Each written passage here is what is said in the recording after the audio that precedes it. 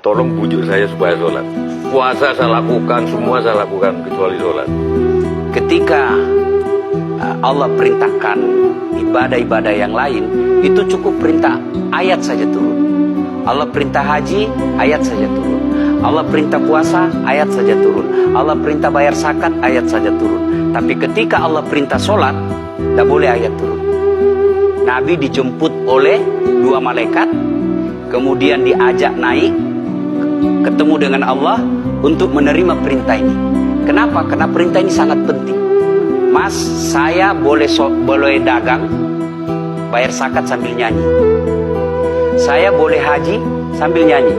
Tawaf, labbaik Allahumma labbaik, labbaik la syarika laka labbaik. Boleh. Ya, saya bayar zakat boleh sambil nyanyi. Begadang jangan begadang. Kenapa? Sholat tak boleh. Allahu Akbar. Darah muda, darahnya pada batal sholat saya. Kenapa? Inilah puncak penghambaan kepada Allah.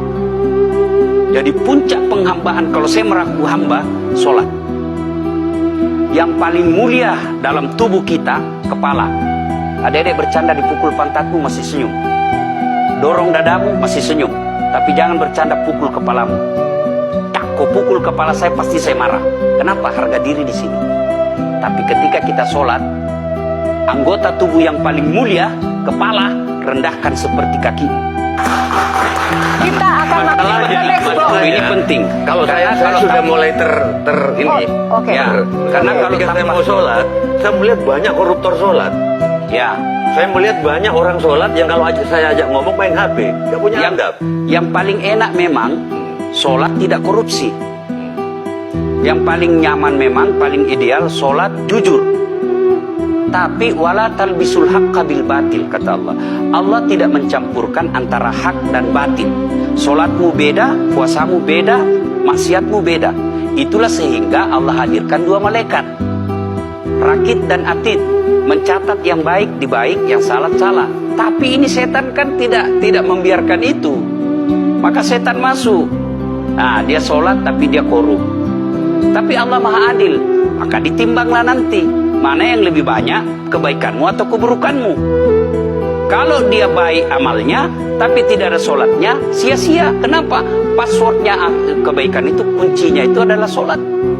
Ustaz, ketika naik haji, naik pesawat, pesawat itu mungkin dibikin orang yang nggak sholat. Iya, betul. Terus gimana tuh? Nah, Kursi itu mungkin dibikin orang yang nggak sholat. iya betul. Terus? Nah, bagi orang yang tidak sholat itu, Allah nanti perlihatkan amalnya. Yang ciptakan listrik ini luar biasa amalnya. Iya. Saya bisa dakwah karena ada mic. Iya. Dan mic itu dari orang non-muslim yang Iya. ciptakan.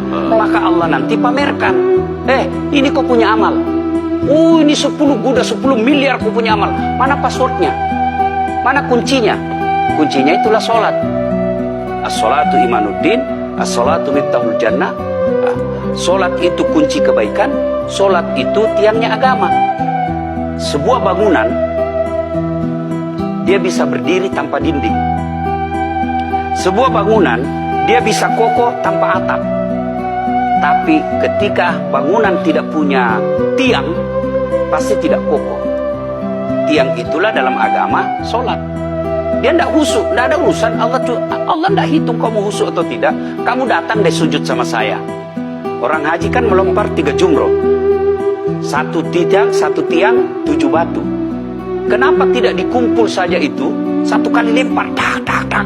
Kenapa? Kenapa mesti 3 hari dan kenapa mesti 3 titik? Itu pesan moralnya, melawan setan itu perlu napas panjang. Dengar azan, jangan pikir saya tahu duit tebar itu. Tidak usah kau sholat, nanti kau tua. Anggaplah pergi sholat, setan menyerah, tidak. Buru-buru kamu, buru-buru. Akhirnya apa? Wudhu tidak sempurna. Anggaplah anda wudhu dengan sempurna, setan menyerah, tidak. Masuk masjid, tidak usah sholat sunnah, tidak usah sholat sunnah. Prinsipnya setan, kalau dia tidak bisa dikalah, jangan untung. Ya, gimana Mbak Teja? Udah teryakin? Oke.